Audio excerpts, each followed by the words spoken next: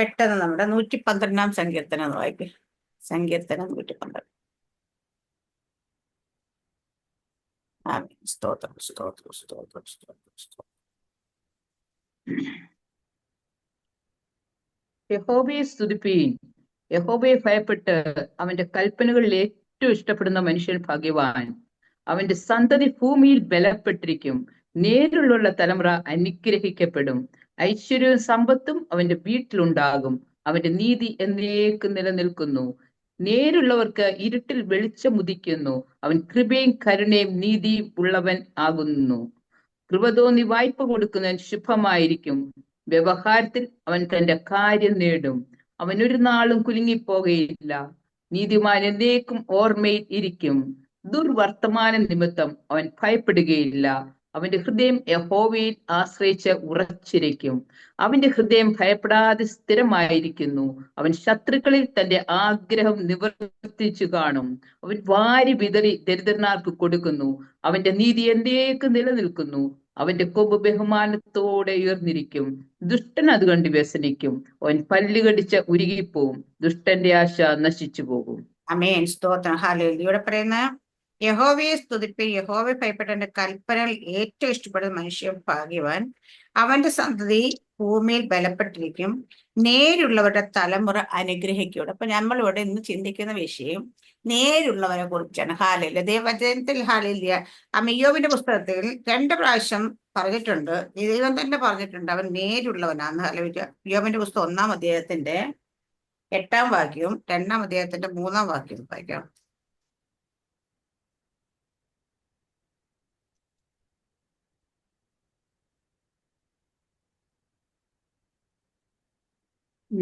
യോബിന്റെ 1-ന്റെ 8, 2-ന്റെ 3. യഹോവ സാത്താനോട്, എന്റെ ദാസനായ യോബിന്മേൽ നീ ദൃഷ്ടി വെച്ചുവോ? അവരെ പോലെ നിഷ്കളങ്കനും നേരുള്ളവനും ദൈവഭക്തനും ദോഷം വിട്ടകലുന്നവനും ഭൂമിയിൽ ആരുമില്ലല്ലോ എന്ന് അരുളി ചെയ്തു. അവനെ പോലെ നിഷ്കളങ്കനും നേരുള്ളവനും. ഹാലേലൂയ. അടുത്ത 2-ന്റെ 3 വായിച്ച സിസ്റ്റർ.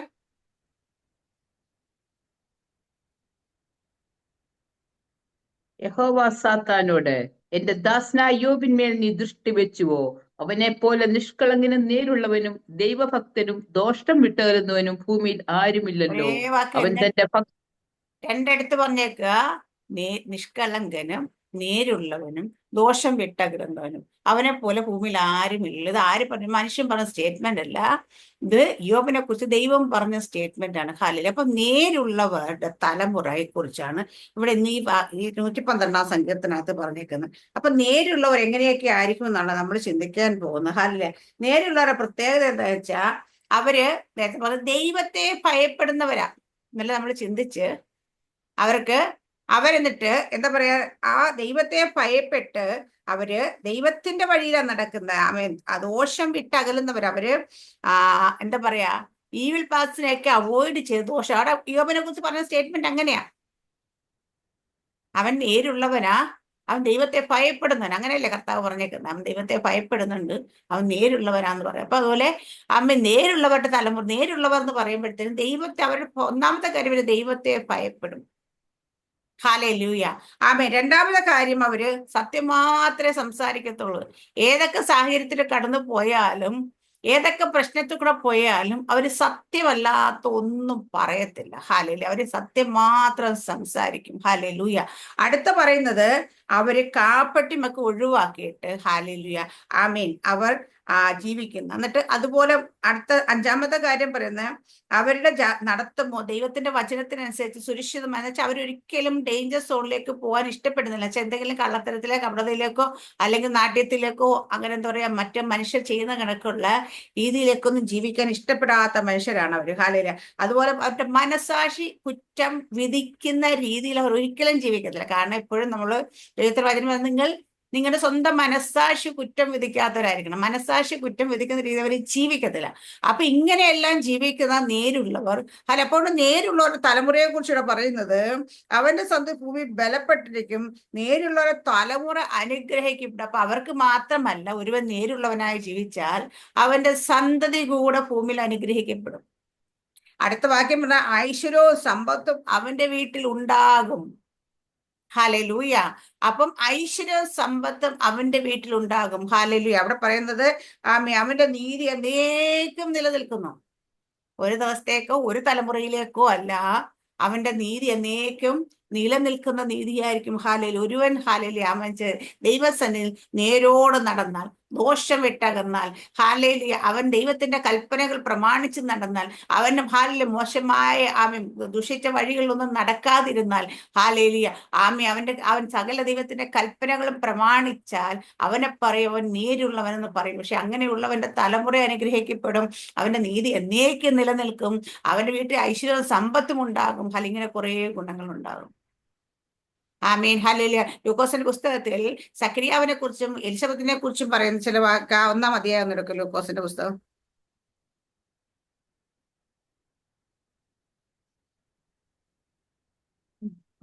ഒന്നാം അധ്യായത്തിൽ തൊട്ടാ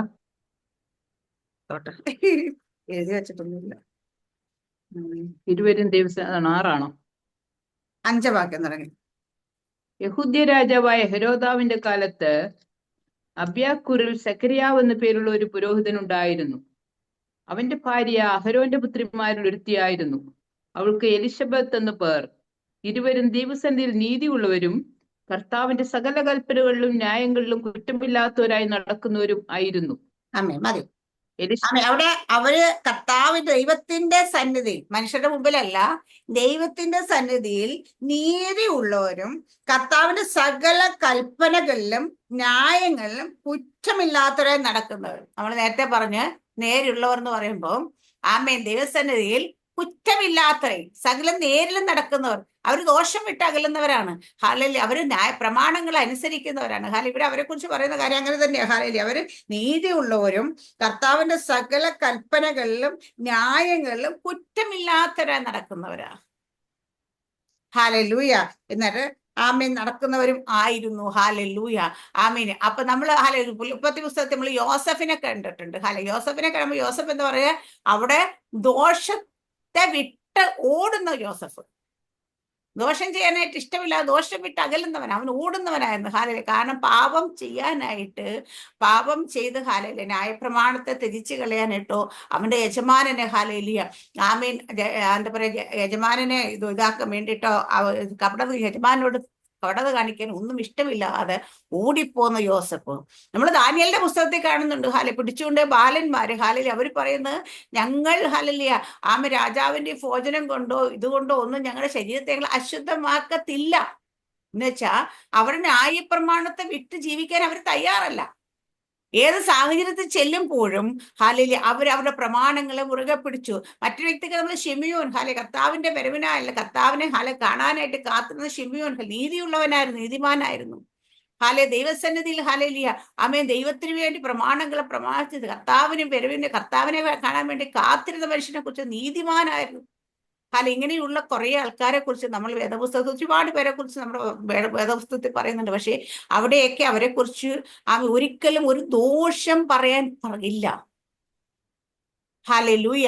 മറ്റുള്ളവർക്കൊക്കെ ഇടയ്ക്ക് വെച്ച് എവിടെയെങ്കിലും ഒക്കെ ഒന്ന് തെറ്റിപ്പോയെന്നെങ്കിലും പറയാൻ. പക്ഷെ ഇവരെയൊക്കെ എടുത്തു കഴിഞ്ഞാൽ നമുക്കറിയാം അവരെ കുറിച്ച് ഒരിടത്ത് പോലും ദോഷം പറയാൻ ഇല്ലാത്തവർ, നീതിയുള്ളവർ, നേരുള്ളവർ, നീതിയല്ല നേരുള്ളവർ, നീതിമാന്മാരാണ് നേരുള്ളവരെ കുറിച്ച് പറയുന്നത്. അവർക്ക് ദൈവഭയമുണ്ട്, അവർ വചനത്തെ അനുസരിച്ച് ജീവിക്കുന്നതിന് ഏത് സാഹചര്യത്തിൽ പോയാലും അവർ ദൈവത്തിന്റെ കൽപ്പനകൾ വിട്ടുമാറാൻ റെഡിയല്ല.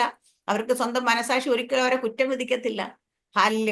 കുറ്റം വിധിച്ച് കുറ്റബോധത്തോട് ദൈവസന്നിധിയിൽ നിൽക്കാൻ ഇടയാകാത്തവരായിരുന്നു അവരൊക്കെ, അങ്ങനെ ജീവിച്ചവരായിരുന്നവരെ കുറിച്ചൊക്കെ പറയുമ്പോൾ എന്നിട്ട് പറയുന്നത്, നേരുള്ളവർക്ക് ഇരുളിൽ വെളിച്ചം ഉദിക്കുന്നു, അവന് കൃപയും കരുണയും നീതിയും ഉള്ളവനാകുന്നു. അപ്പൊ നേരുള്ളവർക്ക് വേണ്ടി എന്താ പറയുന്നത്, ഇരുളിൽ പോലും വെളിച്ചം ഉദിക്കും.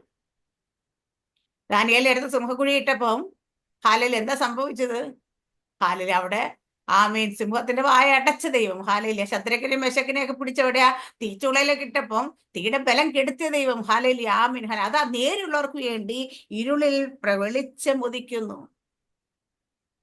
ഹല്ലേലൂയ. സ്തോത്രം. അപ്പം നമ്മുടെ യോബിന്റെ ജീവിതം നമുക്കറിയാം. യോബിന്റെ ജീവിതത്തിൽ കഷ്ടതയെ കൂടെ ഒക്കെ കടന്നുപോയെങ്കിലും ലാസ്റ്റ് എന്തായിരുന്നു യോബിന്റെ അവസാനം എന്ന് നമുക്കറിയാം. ഹല്ലേലൂയ.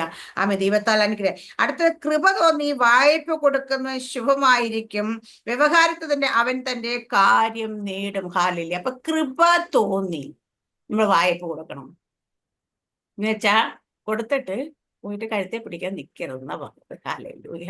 ആമേൻ. എന്നിട്ട് വ്യവഹാരത്തിൽ അവനെന്ത് കാര്യങ്ങൾ, കച്ചവടം അല്ല എന്തെങ്കിലും കാര്യം, അവന്റെ കാര്യം അവൻ ഒരു നാളും കുലുങ്ങിപ്പോകുകയില്ല. അപ്പൊ നീതിമാനല്ല നേരുള്ളവൻ ഒരു നാളും കുലുങ്ങിപ്പോകത്തില്ല. അല്ല, നമ്മൾ ഈ പറഞ്ഞ ആൾക്കാർ എവിടെയെങ്കിലും കുലുങ്ങിപ്പോകുന്ന കാണുന്നുണ്ട്? ഹാലയില് നമ്മുടെ ദാനിയേലോ, ശദ്രക്കോ, മേശക്കോ, യോസഫോ, ഇവരൊക്കെ എങ്ങനെ കുലുങ്ങിപ്പോകുന്നില്ല? കാരണം വെച്ചാൽ അവരെപ്പോഴും ഹാലയില് ആ മുകളിലോട്ടാണ് അവരുടെ പൊസിഷൻ പോകുന്നത്. കാരണം അവർ ദോഷം വിട്ടെങ്കിൽ അവര് താൽക്കാലികമായ നേട്ടത്തിന് പോലും നുണ പറയാനായിട്ടോ ദൈവത്തിന്റെ പ്രമാണത്തെ ത്യജിക്കാനായിട്ടോ ദൈവസന്നിധിയിൽ നിന്ന് വിട്ടു മാറാനായിട്ട് അവർ റെഡിയല്ല. അവരുടെ മനസ്സാക്ഷി ഒരിക്കൽ പോലും അയ്യോ നീ ചെയ്ത് തെറ്റായി പോയി എന്ന് പറയാൻ പറ്റത്തില്ല. അവര് നമ്മുടെ ദാനിയേലിനെ കുറിച്ച് നമ്മൾ എപ്പോഴും പറയാറുള്ള കാര്യം, ദാനിയേലിന് രാജാവിന്റെ കൽപ്പനയെക്കാട്ടി വലുതായിരുന്നു ദാനിയേലിന്റെ പ്രാർത്ഥന. ഹല്ലേലൂയ. അപ്പൊ ദാനിയേല് രാജാവിന്റെ കൽപ്പന നിൽക്കുമ്പോഴും തുറന്നിട്ടുന്ന ജാലകത്തിന്റെ അരിയിൽ വന്നിരുന്ന് പ്രാർത്ഥിച്ചു. അപ്പൊ നമ്മളാണെങ്കിൽ നമ്മളെ മാനുഷികമായി ചോദിക്കാം, എന്തിനാ ദാനിയേൽ നിനക്ക് പ്രാർത്ഥിച്ചാൽ പോരെ? ആ തുറന്ന ജനലിന്റെ അടുത്ത് തന്നെ നിനക്ക് പ്രാർത്ഥിക്കേണ്ട ആവശ്യമില്ല, അത് അടച്ചിട്ട് പ്രാർത്ഥിച്ചാൽ പോരായിരുന്നോ എന്ന് ചോദിക്കാം. ഹല്ലേലൂയ. പക്ഷേ ദാനിയേല് പറയും, അത് ഞാൻ തുറന്നു തന്നെ വെച്ചിരിക്കുന്ന കിളിവാതിലാണ്, അത് അടയ്ക്കുന്നതല്ല. കാരണം യെരൂശലേമിന് നേരെയുള്ള കിളിവാതിൽ, അത് അടയ്ക്കാൻ പാടില്ല. ഹല്ലേലൂയ എന്ന് പറയാം. കാരണം രാജാവിന്റെ കൽപ്പനയും അതൊന്നുമല്ല ഭയപ്പെട്ട ശദ്രക്കും മേശകളും രാജാവ് തന്നെ ചോദിക്കാൻ നെബൂഖദ്നേസറേ, അതിനകത്ത് നീ തർക്കിക്കേണ്ട ചോദിക്കേണ്ട കാര്യമൊന്നുമില്ല. ഞങ്ങൾ എന്തായാലും നിന്റെ ബിംബത്തെ നമസ്കരിക്കത്തില്ല. കാരണം ഞങ്ങൾ രാജാവ് തീച്ചുള എറിഞ്ഞാലും കുഴപ്പമില്ല, പക്ഷെ ഞങ്ങൾ തൽക്കാലത്തേക്ക് പോലും ഞങ്ങളുടെ പ്രമാണങ്ങളെ വിട്ടുമാറാനോ ഞങ്ങളുടെ ദൈവത്തെ തള്ളിക്കളയാനോ ഞങ്ങൾ തയ്യാറല്ല. ഇന്ന് എത്ര പേരുണ്ട് ഇങ്ങനെ? ഹല്ലേലൂയ. ഇന്ന് അവസരത്തിനനുസരിച്ച് അങ്ങോട്ടും ചാടി ഇങ്ങോട്ടും ചാടി ഹല്ലേലൂയ എന്ത് കള്ളത്തരവും കപടതയും ചെയ്യാനും എന്തൊക്കെ വഴികൾ നടക്കാനും ഒക്കെ ഒരു മടിയുമില്ലാത്തവരാ ഇന്ന്. നമ്മള് എല്ലാവരെ കുറിച്ച് ചിന്തിച്ചാലറിയാം, ഹൃദയം കൊണ്ടെങ്കിലും ചില താൽക്കാലികമായ സമയത്തെങ്കിലും നമ്മൾ പലപ്പോഴും ദൈവത്തെ കുറിച്ച് ഈ നമ്മുടെ വിശ്വാസ ജീവിതത്തെ കുറിച്ചൊക്കെ പലരും വന്ന് കുറ്റം പറയുകയും ആക്ഷേപിക്കുകയും നിന്ദിക്കുകയൊക്കെ ചെയ്യുമ്പോഴും പലപ്പോഴും നമ്മൾ എന്താ പറയാ മൗനമായി നിൽക്കും. എന്ന് വെച്ചാൽ എന്തായാലും പറഞ്ഞിട്ട് പോയിക്കോട്ടെ എന്നുള്ള രീതിയിലാണ്. പക്ഷേ ഞാൻ പറയാം, നേരുള്ള നമ്മൾ ഒരിക്കൽ പോലും ഒരിടത്ത് പോലും നമ്മുടെ ദൈവത്തിന്റെ പ്രമാണങ്ങളെ വിട്ട് മാറി നമ്മുടെ ഇഷ്ടത്തിനനുസരിച്ച് പോകാനായിട്ട് ഇടയാകാതിരിക്കാൻ വേണ്ടി പ്രാർത്ഥിക്കുക. എന്നിട്ട് ഇവിടെ പറയുന്നത്, നീതിമാൻ എന്നേക്കും ഓർമ്മയിൽ ഇരിക്കും, ദുർവർത്തമാന നിമിത്തവൻ ഭയപ്പെടുകയില്ല, അവന്റെ ഹൃദയം യഹോവയിൽ ആശ്രയിച്ച് ഉറച്ചിരിക്കും.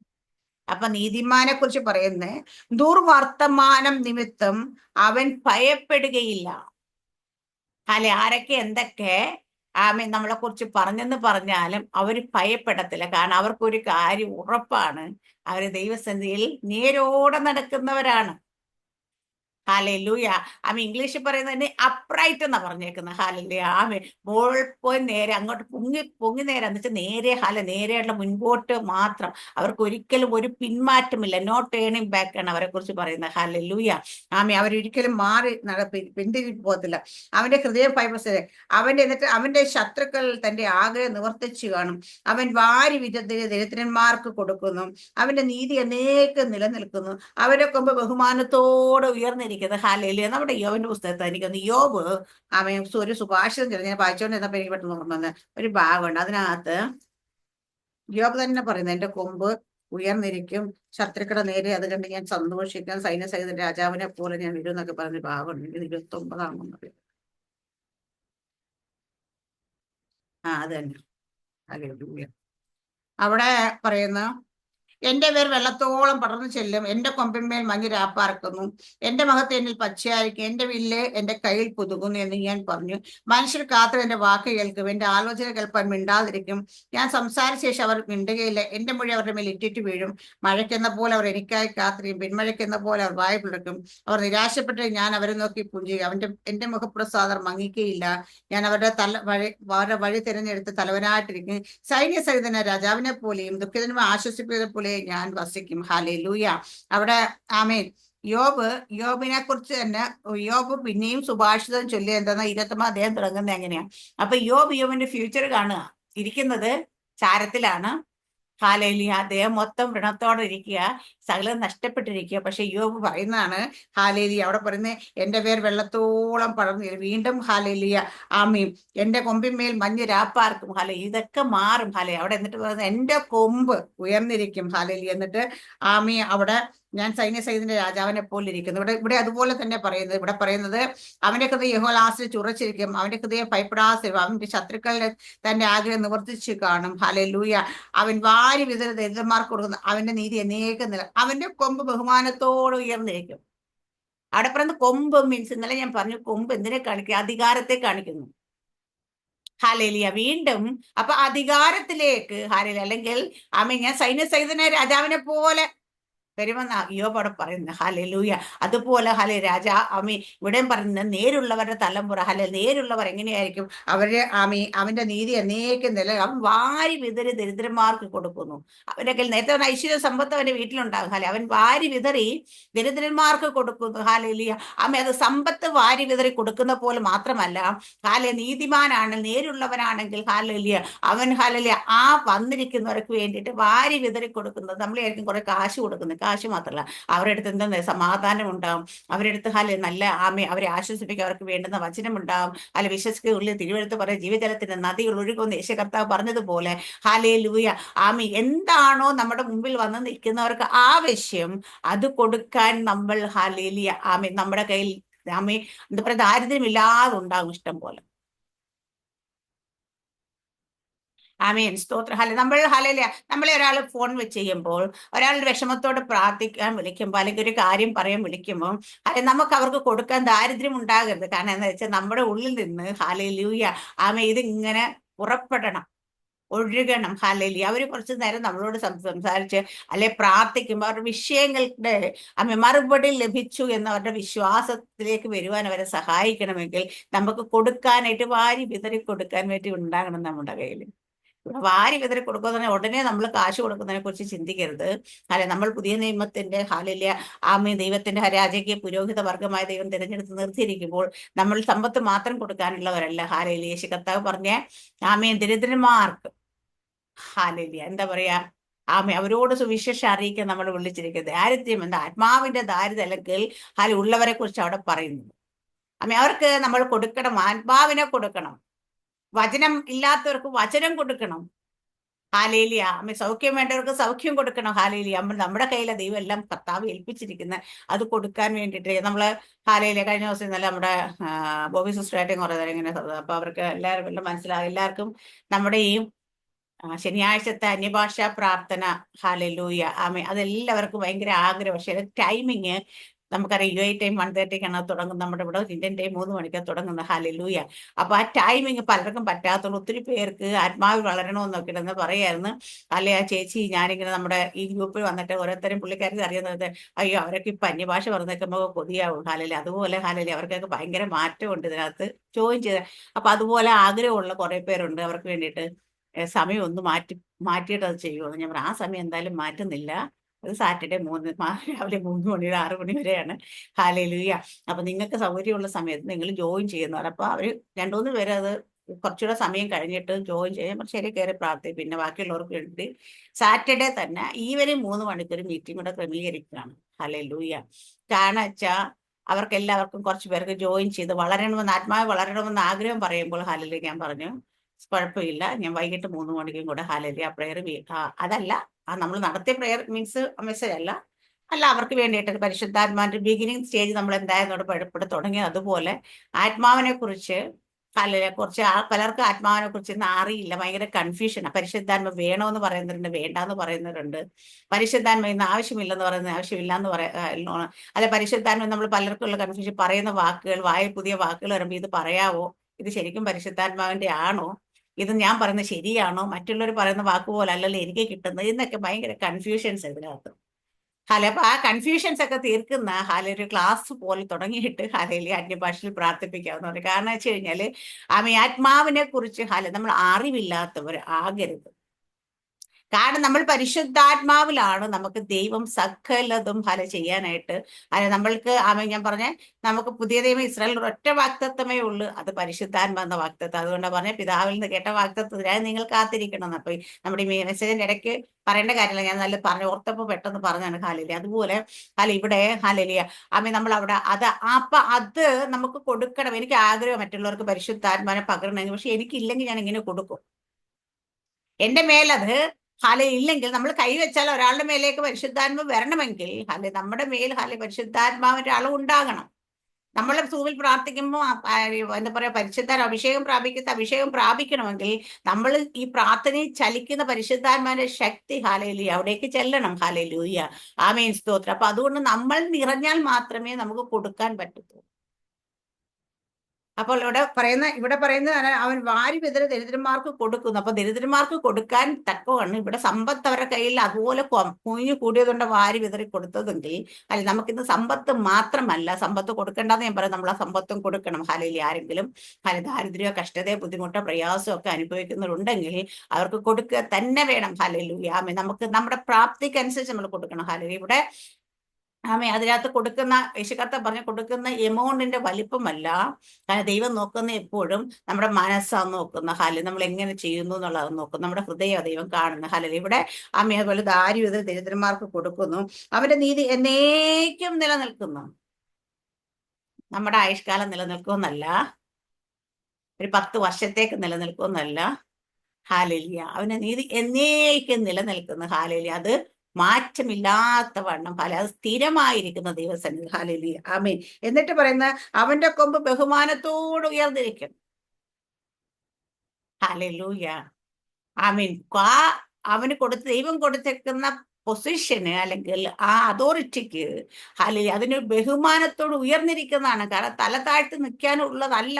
നീതിമാൻ എപ്പോഴും നേരോടെ നടക്കുന്നവൻ ആരുടെ മുമ്പിലും തല കുനിച്ച് നിൽക്കേണ്ടി വരത്തില്ല. ഇന്ന് പലരും പലയിടത്തും തലകുനിച്ച് നിൽക്കുന്നത് എന്താന്ന് ചോദിച്ചു കഴിഞ്ഞാൽ നീതി വിട്ട് നേര് വിട്ട് പലതിനും പോയത് കൊണ്ടാണ്.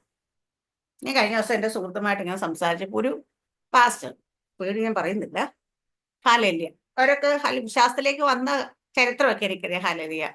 അവരുടെ വീട്ടിൽ മാതാവ് ക്യാൻസർ രോഗമായിട്ട് ഭാരപ്പെട്ട് മരിക്കുമെന്ന് പറഞ്ഞപ്പോൾ ദേവദാസ് എന്ന് പ്രാർത്ഥിച്ച് ആ ക്യാൻസർ ദൈവം വിടുവിച്ചപ്പോൾ അവർ കുടുംബമായിട്ട് സ്നാനപ്പെട്ട് രക്ഷയിലേക്ക് വന്നതാണ്. നല്ലതോണൊക്കെ കൃപയിലൊക്കെ വന്നതാണ്. പക്ഷേ കുറച്ച് നാൾ കഴിഞ്ഞപ്പോൾ സമ്പത്തിനുള്ള ആർത്തി വന്നപ്പോൾ എന്താന്ന് വെച്ചാൽ അവിടെ ന്യൂസിലൊക്കെ വന്നതാ, ഒത്തിരി എല്ലാ ആൾക്കാരൊക്കെ അറിഞ്ഞതാ, അവർ നോട്ട് ഇരട്ടിപ്പിക്കല്, കള്ളപ്പണം വെളുപ്പിക്കല്, അങ്ങനെ പരിപാടിക്കൊക്കെ പോയതായിട്ട് ന്യൂസൊക്കെ വന്നു. പക്ഷെ ഞാൻ ഇന്നലെ എൻ്റെ സുഹൃത്തോട് സംസാരിച്ചപ്പോൾ ആ ദേവദാസൻ എൻ്റെ അടുത്തും വന്നതാ, പൈസ വല്ലതും ഉണ്ടെങ്കിൽ കൊടുത്തു കഴിഞ്ഞാല് അത് മാറ്റി ചെയ്ത് കൊടുക്കാമെന്ന് വെച്ചാൽ ഇല്ലീഗലായിട്ട് ചില കാര്യങ്ങൾ ചെയ്യാനായിട്ട് പലരെയും പുള്ളി അപ്രോച്ച് ചെയ്തിട്ടുണ്ട് എന്നാണ് ന്യൂസ് കേട്ടപ്പോൾ നമ്മൾ അത്രയും അങ്ങനെ പിടിച്ചു എന്നൊക്കെ പറഞ്ഞിട്ടാണ് വാർത്ത വന്നത്. ന്യൂസിൽ കണ്ടപ്പോൾ നമ്മൾ അത്രത്തോളം ന്യൂസിനകത്ത് തന്നെ ഒരു ചാനലുകാർ രഹസ്യമായി ഇങ്ങനെ ആളാന്ന് പറഞ്ഞിട്ട് ചെന്ന് റെക്കോർഡ് ചെയ്യുന്ന വീഡിയോ ഒക്കെ ഇട്ട് നമ്മളൊക്കെ ഞാൻ കണ്ടിട്ടുണ്ട്. പക്ഷെ ഇന്നലെ എൻ്റെ ഒരു സുഹൃത്തിനെ വായന്ന് തന്നെ അതിന് വിശ്വസിക്കാൻ കൊള്ളാതെയാണ് വായുന്നത്. ആ പുള്ളിക്കാരൻ എൻ്റെ അടുത്ത് വന്നതായിരുന്നു, ഇത് ഇങ്ങനെ തരാം അങ്ങനെ ചെയ്യാന്ന് പറഞ്ഞിട്ടുണ്ട്. അപ്പൊ ഇന്ന് അവര് നേരുള്ളവർ നമുക്ക് പറയാൻ പറ്റത്തില്ല, അവർ ദോഷം വിട്ടകലുന്നത് നമുക്ക് പറയാൻ പറ്റത്തില്ല, അവർ നീതിമാൻ എന്ന് പറയാൻ പറ്റില്ല. കാരണം നേരുള്ളവരുടെ തലമുറ നേരുള്ളവരെ കുറിച്ച് പറഞ്ഞ അവൻ ഏത് സാഹചര്യത്തിലും അവൻ തെറ്റ് ചെയ്യാൻ റെഡി അല്ലാത്തവനാണ് നേരുള്ളവൻ. അവൻ ദൈവത്തെ ഭയപ്പെടുന്നവനാണ്. അവന്റെ കൽപ്പനകൾ ഒരിക്കലും വിട്ടുമാറാത്തവനാണ്. ആരും കാണുമ്പോൾ നല്ലതും കാണാത്തപ്പോ മറ്റൊരു സ്വഭാവമല്ല. എപ്പോഴും ജോസഫിനെ കുറിച്ച് നമ്മൾ പറഞ്ഞ ജോസഫിന് അവിടെ പോത്തിഫറിന്റെ ഭാര്യ ജോസഫിന്റെ അടുത്ത് ചെല്ലുമ്പോൾ അവിടെ ആരുമില്ല, ആരും അറിയത്തില്ല, രഹസ്യത്തിൽ ചെയ്ത യജമാനൻ അറിയത്തില്ല. പക്ഷേ എന്നെ കാണുന്ന ആ ദൈവത്തിന്റെ മുമ്പിൽ സന്നിധിയിൽ ഞാൻ തെറ്റ് ചെയ്യത്തില്ല എന്ന് ഉറച്ചൊരു തീരുമാനം യോസഫിനുണ്ടായിരുന്നു. അപ്പൊ എന്നെ ആരെങ്കിലും കാണുന്നുണ്ടോ, എന്നെ കാണുന്നില്ലയോ എന്നല്ല, എന്നെ ആര് കണ്ടില്ലേലും എന്നെ കാണുന്നത്. ഞാൻ കഴിഞ്ഞ ദിവസം പറഞ്ഞപ്പോൾ വചനത്തെയും പറഞ്ഞു, നമ്മൾ എപ്പോഴും പറയും അയ്യോ എല്ലാ കഷ്ടതയിലും ബുദ്ധിമുട്ടിലും പ്രയാസത്തിലും എനിക്ക് ആരുമില്ലാത്ത യേശു മാത്രം എൻ്റെ കൂടെ ഉള്ളൂ.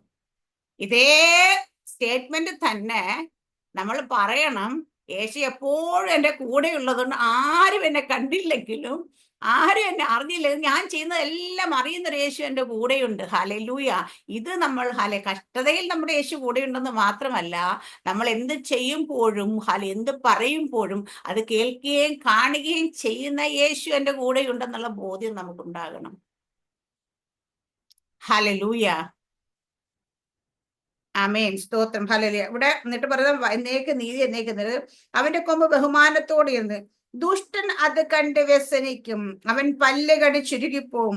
ദുഷ്ടന്റെ ആശ നശിച്ചു പോകും. നമ്മൾ എപ്പോഴും പറയും ദുഷ്ടൻ അത് കണ്ട് പല്ല് കടിച്ച് ചുരുങ്ങിപ്പോവും. അല്ലെ, നമ്മുടെ ഗ്രൂപ്പ് പ്രാർത്ഥിക്കുന്ന പലരും പറയും ദുഷ്ടന്റെ ആശ നശിച്ചു പോകും എന്ന് പറഞ്ഞ് പ്രാർത്ഥിക്കാണ്. പക്ഷേ ദുഷ്ടൻ പല്ല് കടിച്ച് ചുരുങ്ങി പോകണമെങ്കിലും ദുഷ്ടന്റെ ആശ നശിച്ചു പോകണമെങ്കിൽ എന്ത് വേണമെന്ന് പറയാ, നേരുള്ളവരായിരിക്കണം നമ്മൾ. ചിലയിടത്തൊക്കെ ചിലരൊക്കെ നമുക്ക് ചില സാഹചര്യത്തൊക്കെ നമ്മൾ ചെല്ലുമ്പോൾ ഇതെനിക്ക് വേണ്ട, ഇത് ഞാൻ വാങ്ങത്തില്ല, അല്ലെ ഇത് ഞാൻ സ്വീകരിക്കുന്നില്ല എന്നൊക്കെ പറയാൻ ധൈര്യം കാണിക്കണം നമ്മൾ. ഹല്ലേലൂയ. കാരണം വെച്ച് കഴിഞ്ഞാൽ നമ്മൾ ദൈവത്തിന്റെ പാത വിട്ട് ദൈവത്തിന്റെ വചനം വിട്ട് ദൈവത്തിന്റെ കൽപ്പനകൾ വിട്ട്, ഞാൻ എപ്പോഴും പറയണം, നമ്മുടെ ഈ പല എന്തൊക്കെ അതുണ്ടോന്ന് എനിക്കറിയത്തില്ല, ഇപ്പൊ കത്തോലിക്ക സഭയിലൊക്കെയാണ് കള്ള് കച്ചവടം ചെയ്യുന്ന അനേകരുണ്ട്, അബ്കാരികൾ അനേകരുണ്ട്. അവർ അബ്കാരി ബിസിനസ് ചെയ്തിട്ട് വലിയ എമൗണ്ട് കൊണ്ട് പള്ളിയിൽ കൊടുക്കും, ഭയങ്കര സന്തോഷത്തോട് പള്ളിക്കാർ അത് അനൗൺസ് ചെയ്യാറുണ്ട്. ഇവൻ കൊണ്ടുവന്ന പണം എങ്ങനെ ഉണ്ടാക്കി എന്ന് അന്വേഷിക്കുന്നില്ല. ഹല്ലേലൂയ.